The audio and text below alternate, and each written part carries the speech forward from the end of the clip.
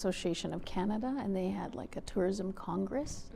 And so it was like just keynote speakers, just a wealth of information. There was Nicholas, he's the futurist, and that spoke a little bit about the industry and some of the things that, you know, is coming down the pipeline, some things to kind of be aware of. So this pandemic is huge. Like, you know, we get worried about not wearing a mask or, you know, all this stuff that's just so local. But from a global perspective, it's just totally different. Yeah. And I think it'll be interesting to see too, what are the lasting effects on it, like even on tourism. Like, is it going to shift how people choose to travel or where they choose to stay? Or oh, absolutely. They were talking about, like, the initial trend we'll see is the U.S. The U.S. is the closest, you know, so a lot of road trips. So the U.S., as soon as that border comes down, they're going to be coming into Canada. That's the biggest opportunity. Really, domestic is the focus right now. Like, Destination Canada has taken their budget and allocated totally locally, which before they used to pick markets. So, you know, Canadians have money to spend. They've typically spent it internationally, going to Mexico, going to Hawaii, going here. So the focus is definitely marketing towards you know, experiences in our backyard, right? So fascinating. It is fascinating when they start looking at that perspective. It was interesting to hear from the airlines. The airlines are, you know, just losing money hand over fist, like, you know, right now. Every flight they take right now, anybody that takes is lost for them. But you know, they need the support of the government, and they need the messaging to be very clear. Like Dr. Tam, you know, she has said the virus does not, you can't catch it in a plane or an airport. Like, they're probably the most. But yet, then Castanet announced yesterday those two flights. So I'm like, okay, so obviously so they're talking a lot about this rapid testing, and right now Calgary has rapid testing where, you know, you get in there and, you know, you'll know within. I'm from Calgary originally. Okay. Are we starting? Yeah, in 1 minute. Okay.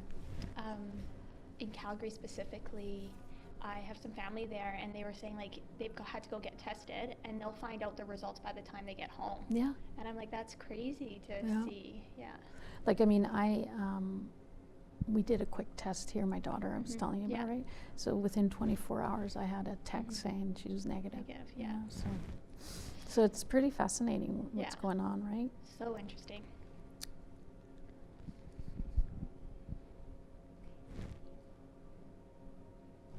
Start. Good morning to our WIL community.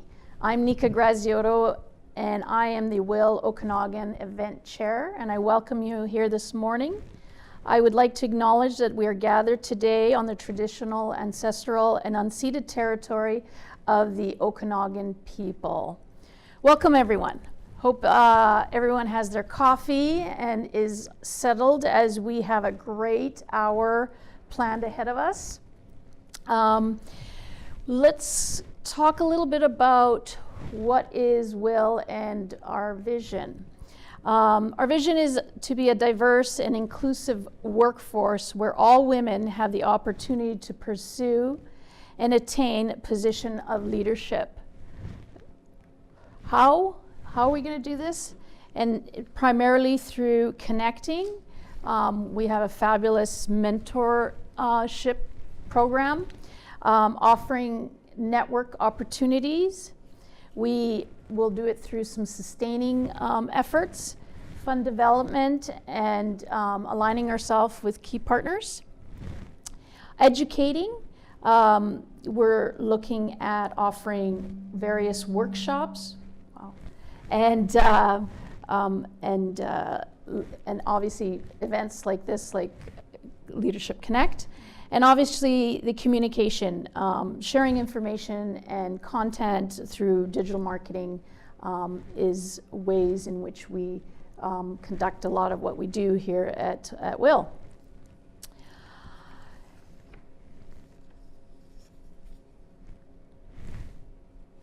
Upcoming events. We are excited to announce our keynote, our lightning speaker here in January 21st.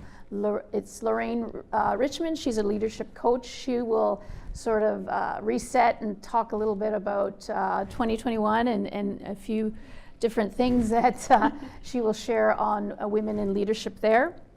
And then we are also hosting another Leadership Connect TBD in February that we will hopefully be able to provide some information at a later date. So check our social media feeds and be able to obtain that information there. And then March is a pretty exciting month with Women in Leadership, not Women in Leadership, Women's International Day. And we have all sorts of things we're thinking of doing, even potential in-person events. So let's keep our fingers crossed and see what happens. The other thing we want to just make sure is you connect with us. Make sure you sign up for our free networks for upcoming events across Canada.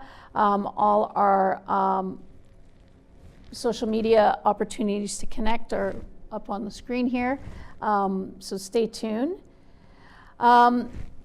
We want to talk about a little bit about the success is our passion, and we really rely on the community support for these events. So we appreciate the support from everyone here with us today. A special thanks to Staples for donating the space. Matt, fabulous Matt, I like to call him, from Staples Studio. Also, the amazing Will behind the scenes support. Rowan's here with us today. And our chair, our fabulous chair, who also is very much behind the scenes. Some are warm and tropical today, I'm sure. Thank you to them. And a special and big thank you to our Leadership Connect speaker, Brea Lake. Thank you so much for being here today. We are excited to have you, so thank you. Thank you. I'm looking forward to it. Okay, so let me tell you a little bit about Brea here as I fumble through my notes. Okay, Brea has been supporting the growth of Okanagan tech community for 5+ years through her work at Accelerate Okanagan. In her previous role as Director of Operations, she managed the team, ensured the successful implementation of an entrepreneurial program as well as a strategic initiatives. Brea, who's an Okanagan College alumni, has also experience with local tech companies like Disney Interactive Studio, where she was responsible for curriculum development, global training, and policy documents. She is currently an advisory board member for the Canadian Digital Media Network, an executive committee member for the Cascadia Venture Acceleration Network, director for the Okanagan College Foundation, and executive board director for the YMCA Okanagan. I'm not sure where she has time to be the CEO of Accelerate Okanagan, but welcome, Brea, and I'm going to hand this over to you. Thank you so much. I'm really looking forward to getting to be here today. Good morning, everyone. It's hard not to get to see faces, but I know you're online and tuning in, so thank you again. So I just wanted to start by just giving a little bit of a highlight of what's happening here in Okanagan Tech and who Accelerate Okanagan is and what we do. So Okanagan Tech is about a $1.7 billion industry. We have an economic impact annually of 1.7 billion. We have about 12,500 workers actually working in tech here in the Okanagan, and that is made up of about 700 companies. These stats are from 2017, and we've seen a slight increase since then, but it's really exciting to see the growth and the impact our region is having. A couple stats I wanted to pull out was that 55% of the workforce is actually under the age of 35. Oh, wow. So I think what's neat about that is it's switching the demographic that the Okanagan was traditionally known for a number of years. It's a place that people want to come to start and grow their career, which is pretty neat to see. And we're one of the fastest growing innovation regions across Canada with a 15% year-over-year growth rate, which is pretty exciting to see. So what And who is Accelerate Okanagan? Really, we're here to help entrepreneurs with mentorship, connections, and the community that they need to thrive. We primarily focus on technology, but people always say, what is a tech company? And as we know, technology is at the core of so many businesses now. So yes, it's software and apps, but it's so much more than that. And we're really looking forward to continuing those conversations and supporting entrepreneurs when they start their business with their idea and grow their business and looking to scale. That's great. So who do we focus on? We focus on founders, startups, scale-ups in the community. We look for our members. We have about 180 members that are quite active here in the region right now. And we work with a lot of local partners. I know we've mentioned the college a few times, but we have a great number of legal firms, accounting firms, both UBCO, Okanagan College, that are partners of our organization that are really helpful in building the innovation ecosystem here. So what is AO up to? So I thought it would be important to call out our 5-year strategic priorities. So this takes us till 2025. Obviously, we know we have to be agile and willing to respond to the global landscape and what is happening right now with the pandemic. We can't ignore that. But really what we set out to do is grow the economic impact here in our region from the 1.7 billion to 5 billion in the next 5 years, which is quite ambitious. Wow. Yeah. Become a level 5 Techstars community. What that is we had Techstars, one of the most notable accelerators, global accelerators, come to our region and do an assessment a few years ago, and we were at level 3 of what is the right ingredients we have in our community to make it successful for startups and companies to grow. And so there's a few key initiatives they've highlighted, but our goal is to not just grow one level, but up to level 5. And then the last one is 5x our membership. So at the time, we were just about 100 members, and our goal is to be at 500 members by 2025. So we like to call these our 5-5-5 goals. 5-5-5. But very ambitious. I feel like we're definitely on track on the memberships and starting to make a dent into the Techstars community score, and hoping in the next year or so we can start to assess where our economic impact is. But it's definitely very ambitious. And then the last area I'll focus here is really how are we going about achieving those 5-year goals? And there's 3 main areas of focus that we're taking.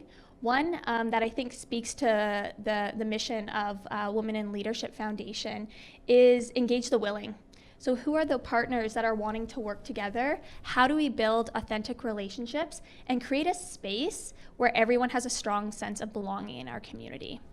And I think that speaks a lot to diversity and inclusion in the community that we're trying to build. Yeah, no, that's great. The second priority is unlock the capital. I'm sure this isn't unique to the tech industry, but for companies to truly be able to scale and grow, they need to have the resources to the funds to help them do that. Right. So how do we make the connections for the entrepreneurs, help them find the investment they might need, be it from private investors or banks, and take on the smart money for the right stage they're at. And then our third priority here is coach the leaders. And again, I think this speaks to a lot of the work you guys are doing, is instead of taking the company-centric approach, how are we helping individuals in these companies grow their leadership? Because if we have strong foundational leaders, they can grow successful companies and take that knowledge to other organizations that they work with as well. So that's one big focus of ours, and I can see even through some of your programming that you guys offer, we're very in tuned on that mentorship and how that can really change someone's trajectory on their leadership development. That's great. Yeah, so I think that's it for me. Again, I've put up our social media. We're always open. I know our office is closed right now to the public, but we are online, so we look forward to getting to connect with people, and I'll share my details after this, but if anyone would like to grab a virtual cup of coffee or continue the conversation of what's happening here in Okanagan Tech, more than happy to do that at any point as well. So, great. Yeah, thank you. Excellent. Perfect. Let's see where we are here.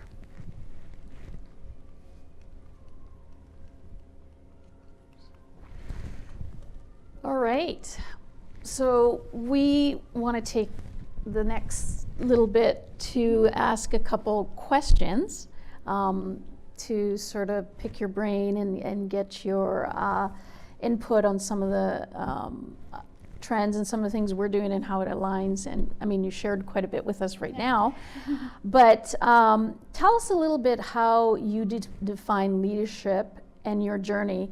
I think I read somewhere another interview that you've done that you went from a volunteer to CEO in just 6 years. And looking at you, you're very young. Like, did you start at 12? And Yeah. so I'm curious, tell us a little bit of how you define leadership and your journey. Like, tell us a little bit about that. For sure. Well, first off, I'm thankful for the youthful genes. I'm hoping it's going to pay off in the long run. That's great. But yes, I think I'm very thankful for the experience that I've had.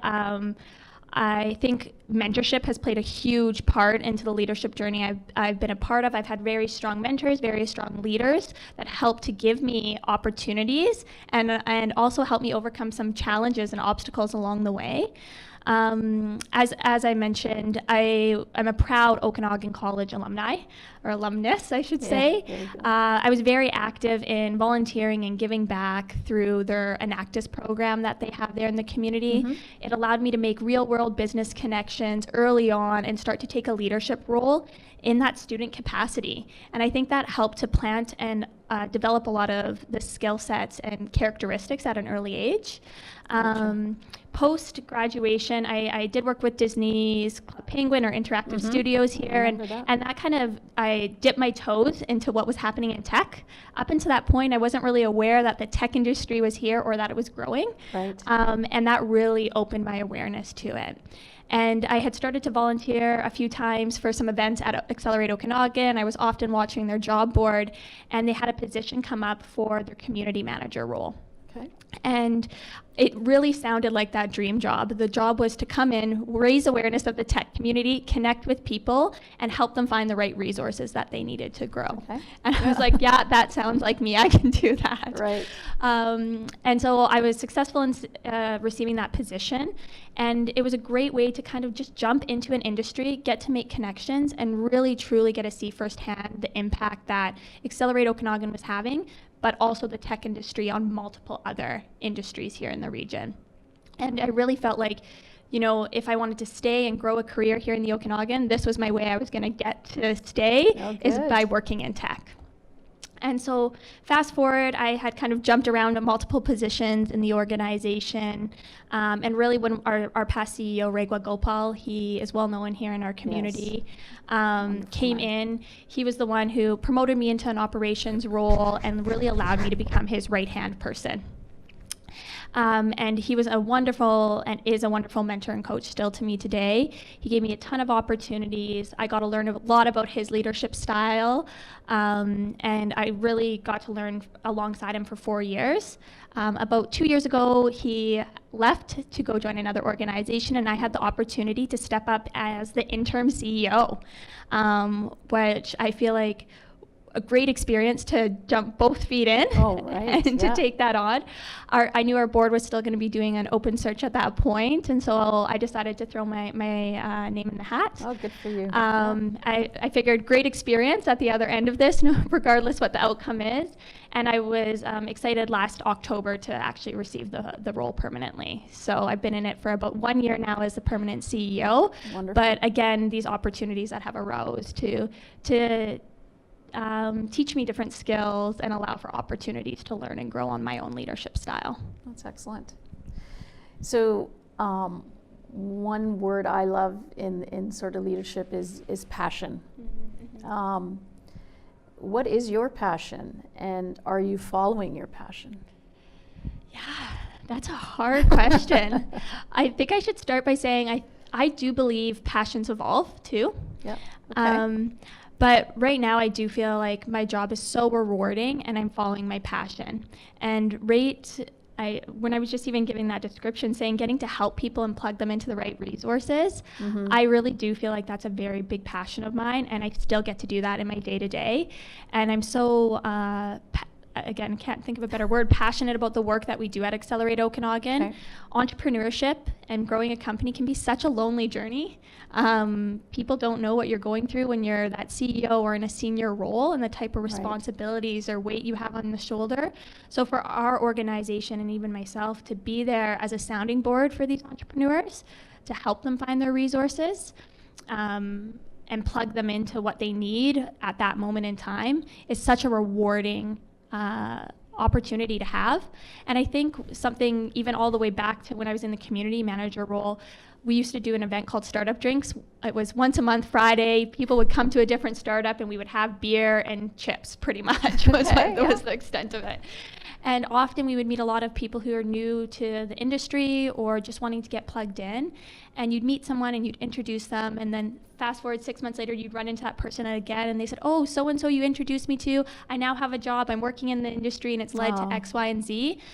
That warms my heart, and it's like, okay, that's what I'm here for. Yeah, that's great. Yeah. Well, that's wonderful. So you talk a little bit about technology, and the word technology could be quite intimidating to women. Mm-hmm. Do you see that technology, that whole technology industry, it's obviously evolving here in the Okanagan. Is this an opportunity for women to engage in?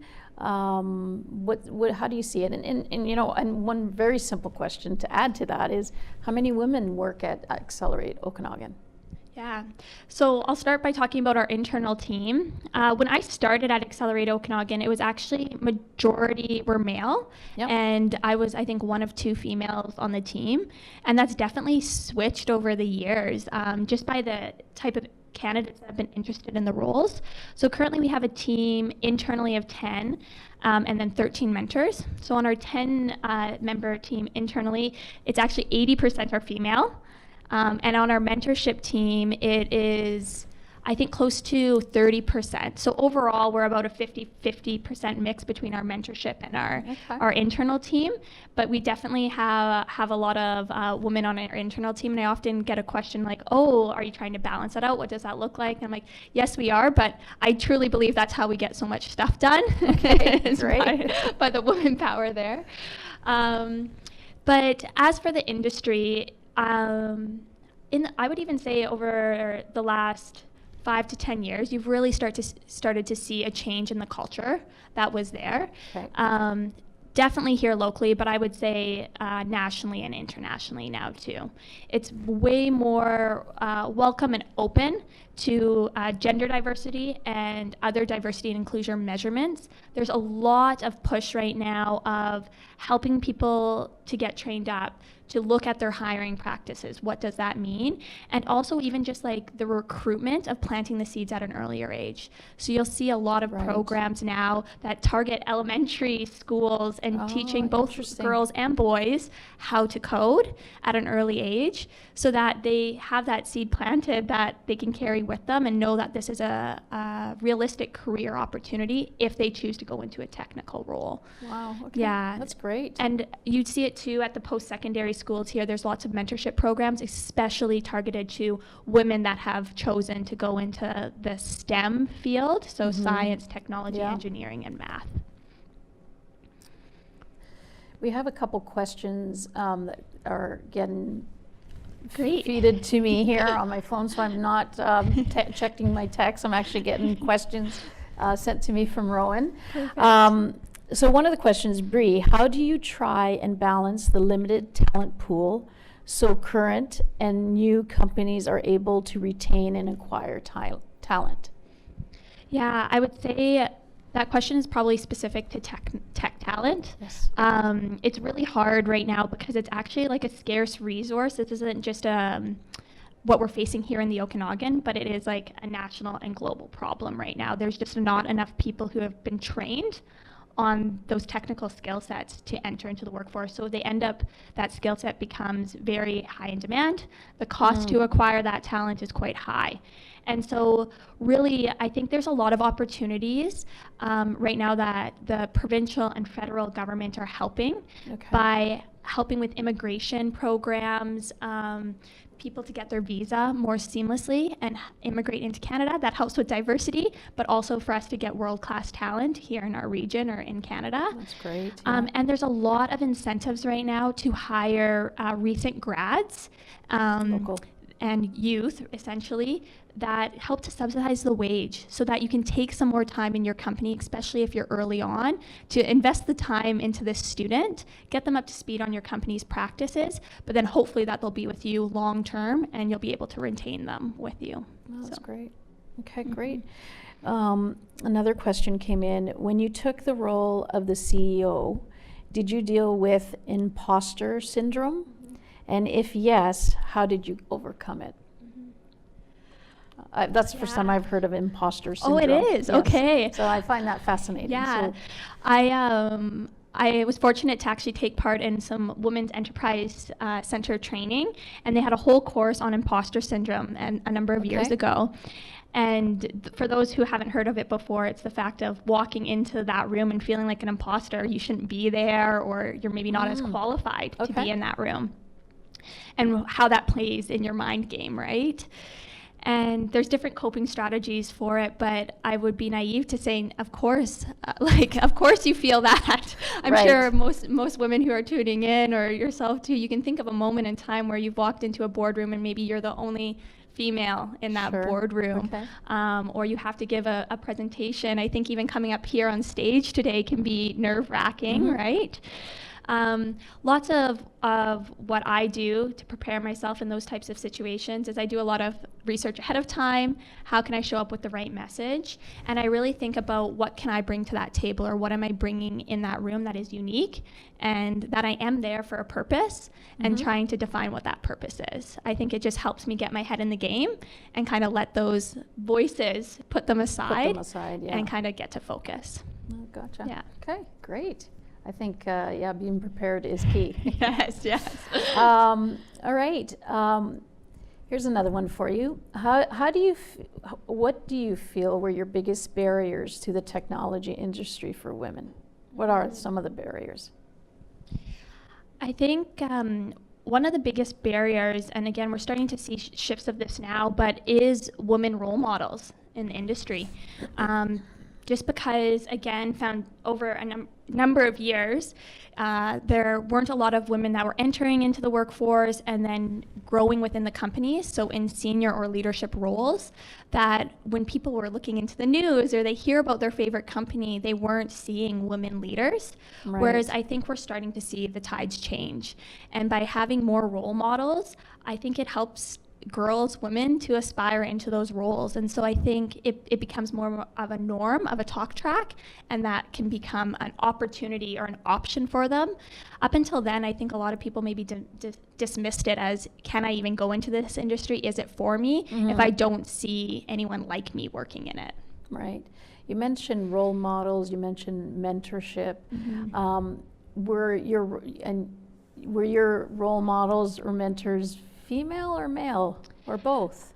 Both, I would say, yeah. So I would, in the tech industry, majority were male, to be honest, up until this point. And I would often look for other strong female leaders, but in other industries.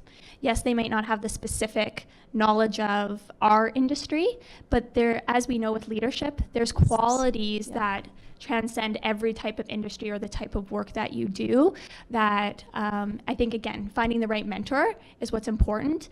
And there's certain topics that are more relevant to other women leaders that they can help to coach you through that is different than you might get from a male mentor as well. So I think you have to find the right mentors and know what to leverage of their skill set. Yeah, absolutely. No, I totally agree with that. Just to sort of continue on the tech sort of path, what would be your piece of advice, or what would be the first step for someone to take if they're interested in embarking in the technology industry? So I think, again, obviously you won't be surprised by this offer, but find a mentor, reach out. Okay, yeah. I think reaching out to our organization or going through our job board or our membership listings to kind of get a sense of what type of companies are out there. There's a lot that are social innovation companies that are purposeful driven. There's apps, there's bioscience, there's so many different companies out there. So starting to get a feel of what might you be interested in too. And the thing is, when we talk about these companies, you don't necessarily have to be in a technical role. All of them do have your HR, your marketing, your finance too. And so I think it's kind of dipping that toes in, like, what is your area of interest or what is your passion that could drive you? So I think one thing is get connected. It's hard in this virtual world. So reach out to us and see how we can help to connect you in there, to even job chat or get a cup of coffee with someone to pick their brain.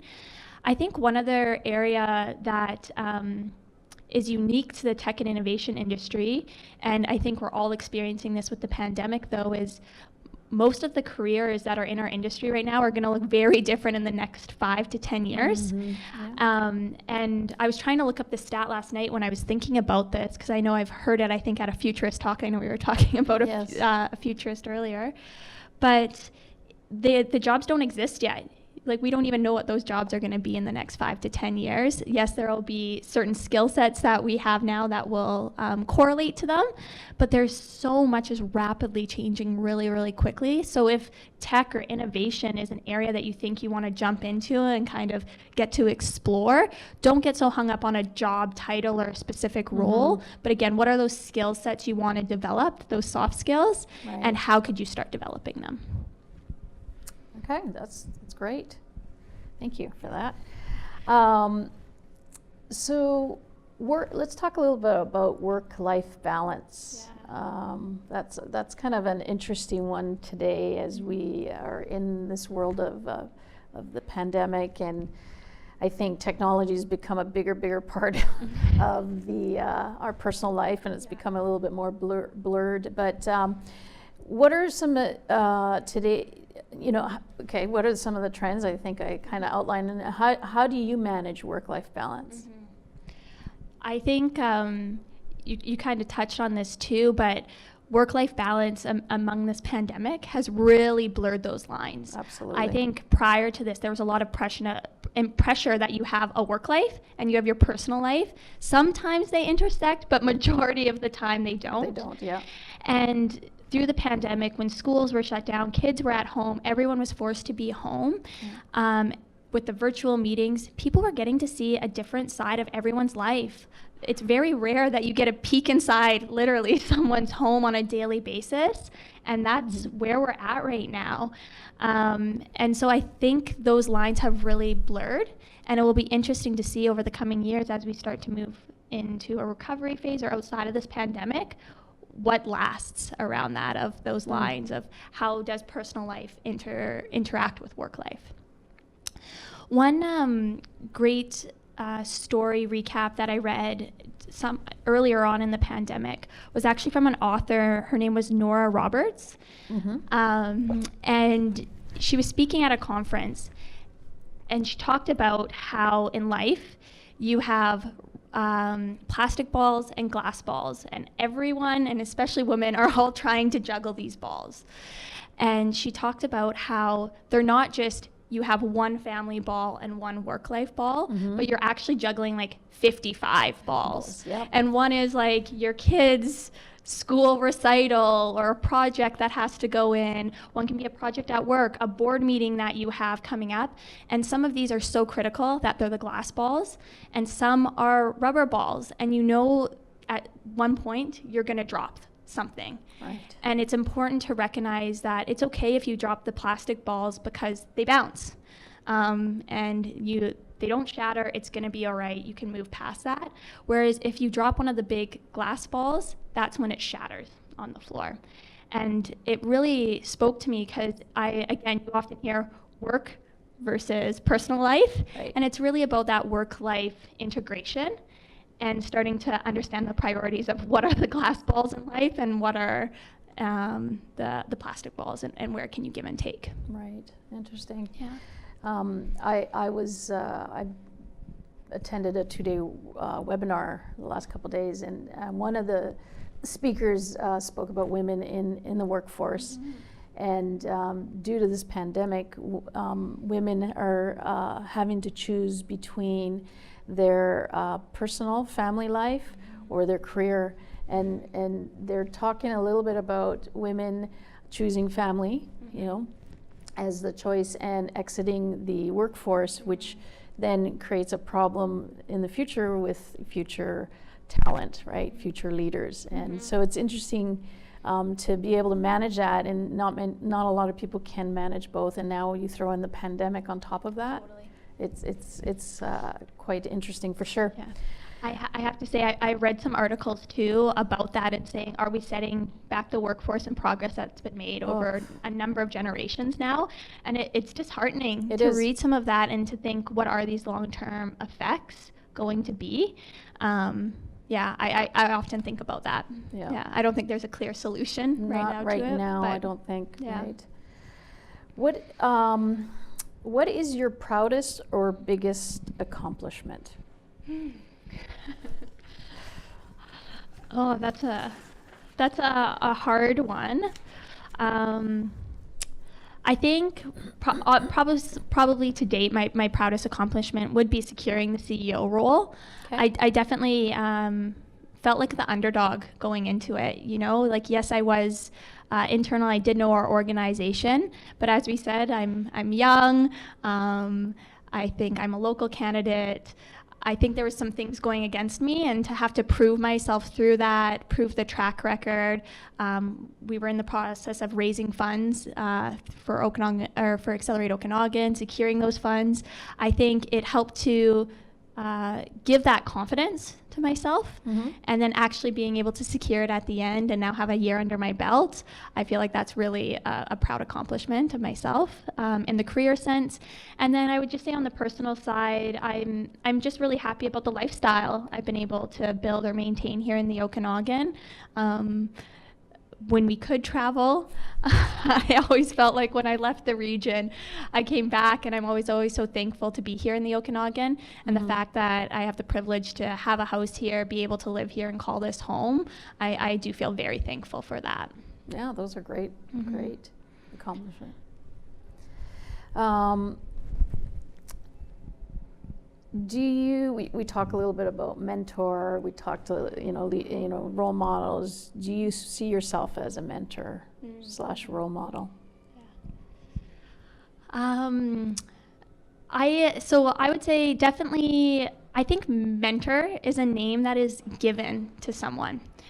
Okay. I think typically it's through the people that you get to work with, but where I definitely do see myself is as a coach.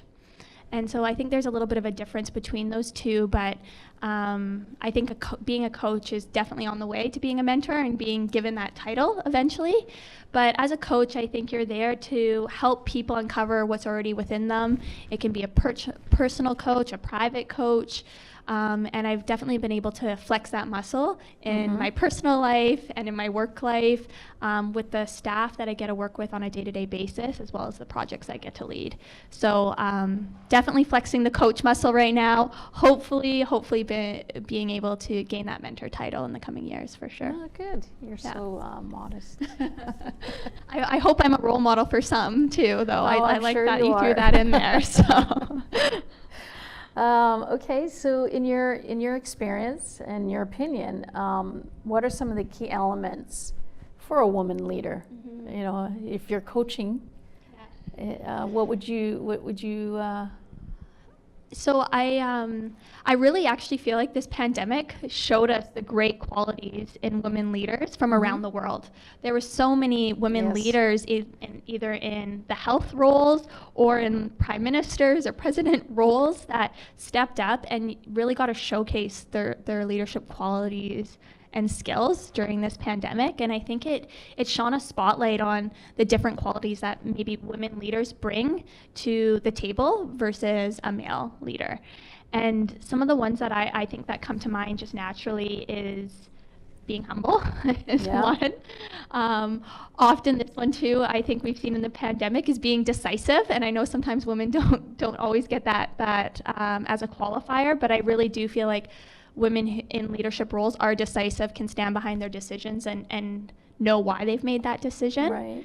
I think empathy. Empathy is so huge, and I feel like for a number of years that wasn't really a place for it in the traditional workforce. And now that is such an asset and a quality, and especially when we're going through this and you have team members or other individuals you're responsible for, be it your personal life or professional. I think being able to have empathy, understand where people are coming from and relate is so huge. So those would be a few qualities I think we've seen through the pandemic. But I would say also probably one that just comes up naturally is confidence. I was just to say, yeah. Yeah, and I don't think it has to be in your face type of confidence, but whatever confidence means for the individual, I think knowing that you have earned your spot to be there, what does that look like, and confidence in your skills and capabilities. Great. Yeah. That's great. Love it. We have a question from the audience here. Where would you recommend a new start? Where would you recommend a new startup to go to pitch their tech business for strategic partner investors? My Okanagan startup is 100% Indigenous female owned with early potential. Would Accelerate Okanagan membership be the best start? And what opportunities or processes are there for seeking investors or partners?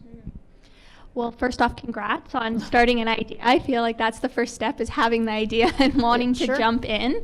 And really exciting to hear that it's Indigenous led. I think that's amazing. So a couple of first things that come to mind is connect with our team. Our community manager, Alex, she is amazing at helping to plug you into different resources. And so even before you step in and buy a membership, just book into a 30-minute appointment, because there's multiple resources that we can help to connect you with. But we also have an event that we run coming up called the Okanagan Angel Summit. And it's really about training local investors in how to invest into companies. And it's an open pitch competition for companies to apply. So the application actually for companies is open right now. And it's a 10-week program where you get trained on how to pitch your business and get connected with investors. So that seems like a natural fit. The other one resource I'll mention is we run a monthly presentation called Funding and Support. And we've tried to kind of be the concierge service of all the different funding grants that are out there. It's quite hard to navigate that on your own, especially when you're just starting your maybe first business. So I would say attending that event is a really great way to get a foundational of what's out there and early stage resources to help get the business off the ground. Are there grants out there?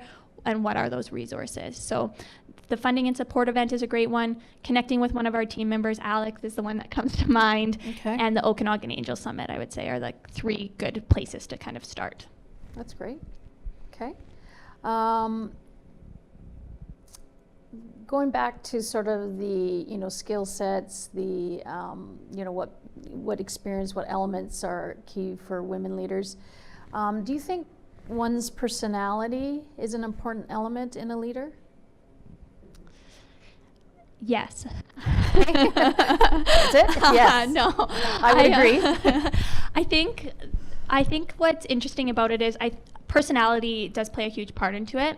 Do I think some qualities are better than other qualities? Not necessarily. I think what's key is starting to understand your personality, what are your successful or strong traits, and how to leverage those and work those to your advantage, and maybe start to understand your shadow areas or your weakness areas, and how you can complement that either with your teams or in your mentors as a sounding board, so that you're not just your one perspective, but how do you have that broader perspective?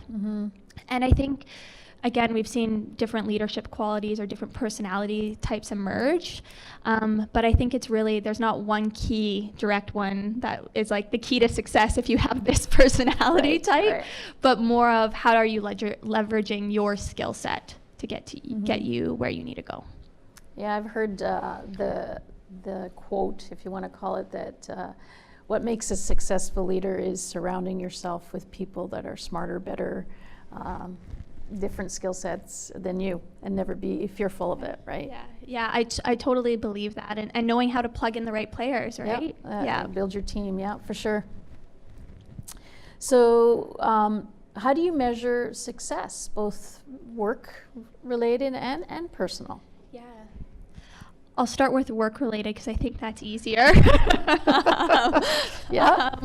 So actually internally on our team, we use a model that's well known by Google called objectives and key results. Okay. It's kind of like key performance indicators if you look at that. We set our goals annually and then quarterly, and so it allows us to pivot in real time. And I have seen that best practice start to be picked up, especially during the pandemic, by a lot of corporate companies so that they can stay agile during this.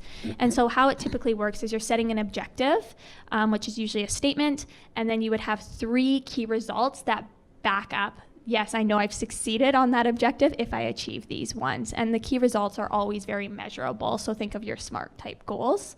Right. So our team, we come up with team ones, and then each person will take their kind of nut of that and come up with what am I going to work on this quarter to help me get there.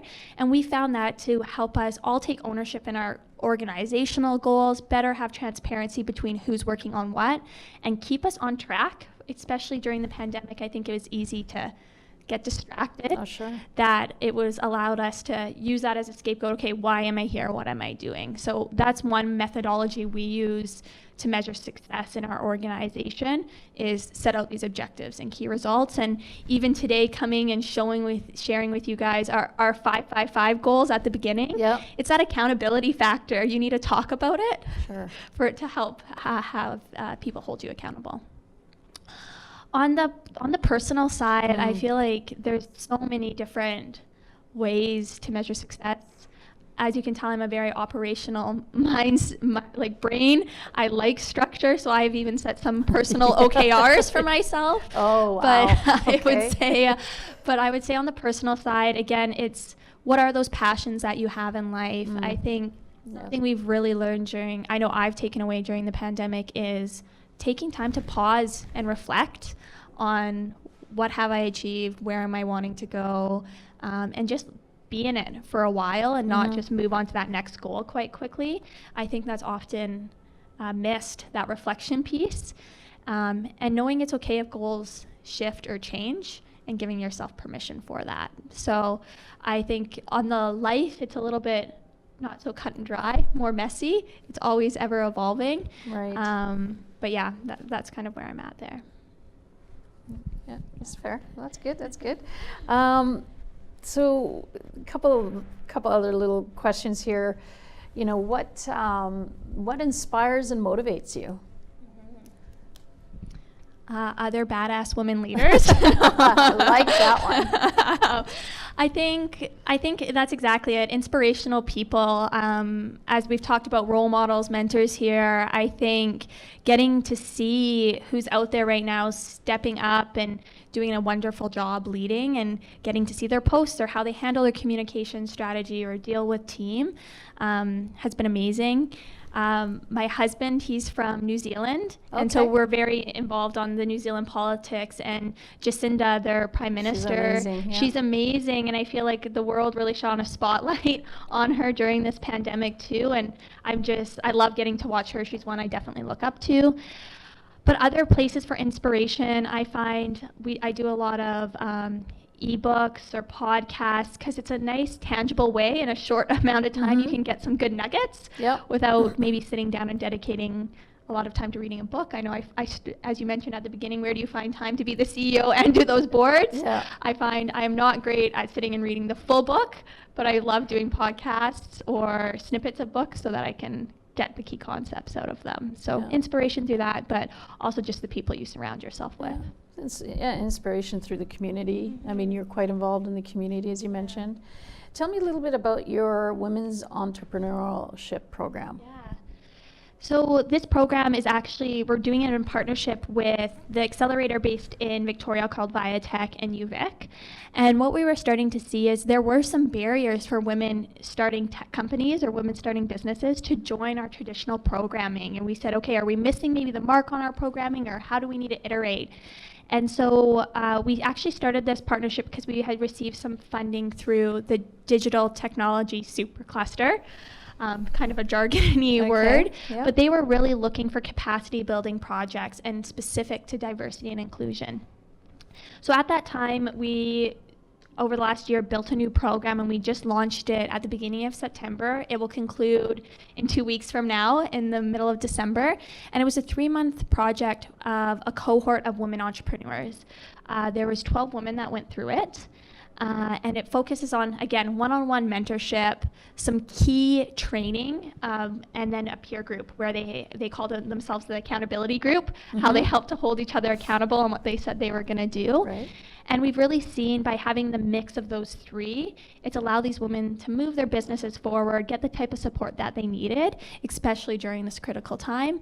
And it's a little bit unique. And so there's flavors of that we're going to hopefully embed into other programs. And we're hoping that we'll be able to continue to run this program going forward. There was one other point I was going to make on that. What was it? Yeah, escaped my mind. Escaped your mind. It's yeah, okay. That's but good. I think it was just really neat to see. This is what I was going to say. Out of all the cohorts of companies that we've had in our programs, this W Venture cohort or group is the most active we've had on our chat systems like Slack internally. Really? And they keep in touch after everything. And honestly, they have so much conversations, and you can see the bonds that have been built through it. And I just think it's next level compared to some of the other engagements that we've had in the past. Wow. Yeah, so pretty neat. And the other one point, that a fun fact kind of, and I'm really excited about this. We have a few of our team members actually going through it, the training, but we brought in a hostage negotiator from the UK, and that was her job, was to negotiate with individuals who've taken people hostage. And she came in and taught the women about how you can use confidence and the different skill sets or tactics she used in those scenarios that she's learned in her career, and how that could be applied to their everyday business. Again, obviously, most of these women don't have to go through that on a day-to-day basis, but I think a lot of the principles and practices were very fascinating. And Wow, so she runs a program, and a few of our team members are going to go through that over the next 3 months. So I'm sure there will be lots of key learnings to come through. You'll have it. to report back to us and then let us know how that goes. Yeah. We had another question come through here as we are slowly here wrapping up here shortly. What do you do for leisure to keep balance? For leisure, I feel like summer's a lot easier for me to do it because it's beautiful outside. How could you not want to be outside here in the Okanagan? I'm thankful that we have a boat, so we try to get out on the lake and do all the water sports and all of that type of swimming and things. In the summer, winter, I struggle a little bit more. I definitely hibernate a little bit. You do? Okay. Yeah. Pre-pandemic, Accelerate Okanagan, we host a ton of events and are quite a community-driven organization. And so I would typically get the opportunity to go to about 3 to 4 events a week, and I really enjoyed the networking and getting to connect with individuals on that level. And it's definitely been a switch going into the pandemic where you don't have that connection anymore. I think it's hard to kind of find that balance in your life, or where you kind of trying to fill your cup up again with that type of interaction when you're not going to get it as easily as maybe you got it before. Yeah. Well, I think you and I met at a community event. Yes, right? Yeah, yes, we time. did. Exactly. So, yeah. I agree. So I don't have a great solution. If anyone does have tips on that, I'm all ears. But I think things like this is really helpful. It's so great to have people actually show up and ask questions like this. It still helps to weave in those connections. Yeah, no, for sure. We had one great question here that's come through. What are your thoughts on the impact of the U.S. electing the first female VP on your young women globally? I was blown away, obviously. I feel like it was a very historical moment. I know you see a lot about, U.S. politics, we're not American, it shouldn't affect us. But it's such a dominant economy. It does play on that global scale, what decisions they make. It was just so inspiring to get to see her, and I think to know all of the diversity she's going to bring to the table, the advocacy she's going to bring, and for young women, as the person who asked the question mentioned, it's inspiring. And I think we don't even know the effects it's going to have now on the young women or males and the choices that they're going to make in their life by able to see themselves in a role like that. Absolutely. Yeah. Yeah, and there was a little bit of an addition to the question, and they added, and by extension, people of color in the current political climate. Yeah, I think that's exactly it. Just again, getting to see role models or people that look similar to themselves in a role of power and authority like that, I think unleashes something within. Yeah. Yeah. I mean, especially within the pandemic and the, Black Matter, like that. Like, it's just, we're living in a pretty complex world, but very exciting to see things move forward, right? For sure. And I think I have to give kudos to, there's an organization here in BC called BC HR Tech Group, and it's really for HR professionals that are at technology companies, but they've come out with a ton of resources around diversity and inclusion, how you can embed it in your hiring practices, interviewing practices. And so if anyone's looking for resources around diversity and inclusion, or training for staff even to make it more of an inclusive workspace, they have tons of free resources on their website that aren't just for tech companies. But they have been working on this project for 2 years, and I feel like it's just so timely now that these resources are out here and people can like take a stance. You can't ignore it anymore. You have to be a diverse and an inclusive workplace. And this pandemic, again, being on a global stage, you can't just focus locally anymore. It's how are you leveraging those resources, especially for tech companies hiring talent. A lot of talent might not maybe necessarily be here in Kelowna anymore. Right. So how are we leveraging that? Right. Well, that's great. Well, I think should be wrapping up here. I think we've got 8 minutes left. Is there any other closing comments you would like to make, or? I would just say thank you so much for giving me the opportunity to be here today. I know it's been a moving target since right when the pandemic hit, so it's really nice to get to sit down with you today.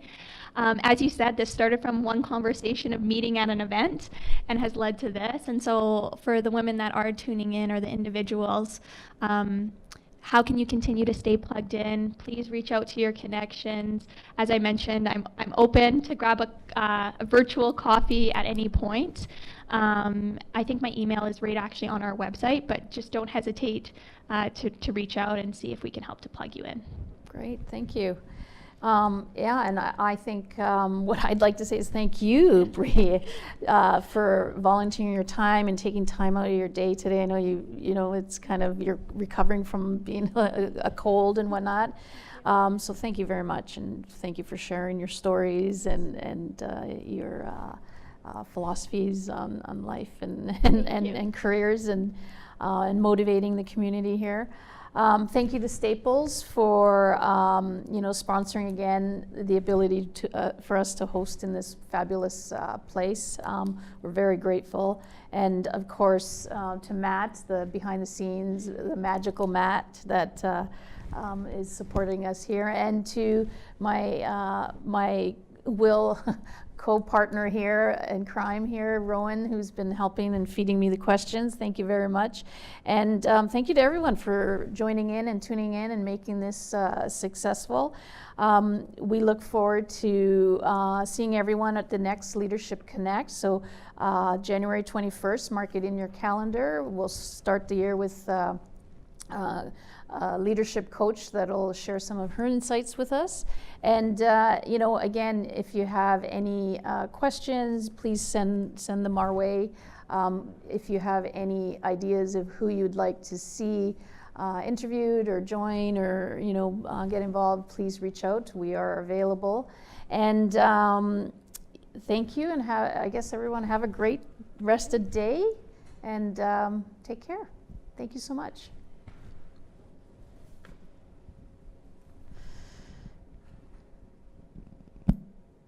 Are we done? Are we off?